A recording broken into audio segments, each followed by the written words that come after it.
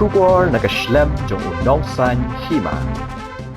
Deputy Commissioner Karibhoy District Abilash Baranwal IAS hakaat poetrik Jingkhang arja arpesan ulong banakaliang kibor district Karibhoy ki Kyndon kanu gajing bom Burom ya ka Khadc Henry Kadei ban Ïaid kat kum ki Kyndon jong ka an ngidon gajing Burom ka bakraw ya ka Khadc namar Kadei ka bahap hapo ka 6 schedule kumta omdan ka aka kum kata gajing bom Burom ya ka Khadc Henry Kadei ban long kat kum ka work order baka Khadc kala ai hau tau agent hi Ulaong ru bah kajing thok la kren shai ba omdei ban bu iki check gate haki surok highway ulaong ru ha ka walk order jongki ru kala don kajing thok ba ombet ban bu yaki Khyrdop ha surok highway bat kadei ru ka balbatha da ka sarkar ha usnam arja arpway da kajing smu tho jingmot ba kajing railang ba ka Khadc ha ka balarai ba numbu yaki Khyrdop krong khajna haki surok jongkatnat PWD bat ki national highway kumta da ka ba pensyong nongrim da kata bat ka hukum balapan mihi da ka Khadc lakhang no ek ne ka Khyrdop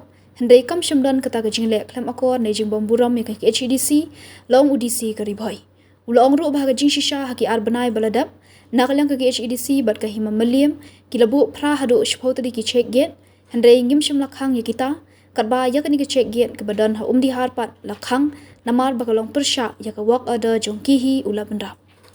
We have highest regards for Khyrdc. It's a 6th schedule state. So there is nothing like disrespecting Khyrdc. However, I mean, going by the work order that Khyrdc has given to that agent itself, you'll see point number 6, it is clearly mentioned that it cannot be set up on the highway.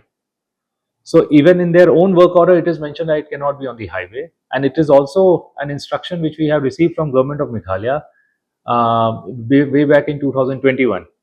Wherein it was decided in consultation and concurrence with Khyrdc that no such check gate or toll gate can come up on the state PWD roads or national highway. So there is a standing instruction from Government of Meghalaya. Their own order is also saying that it cannot be set up on the national highway. So that is why this gate was closed down. Otherwise, there is no point of disrespecting Khyrdc. In fact, over the last 2 months, both Khyrdc and CM Hima have set up more than almost 8 to 10 check gates. We have not closed down anything else, but the one that has been set up on national highway, which is against their own work order, that only has been closed down.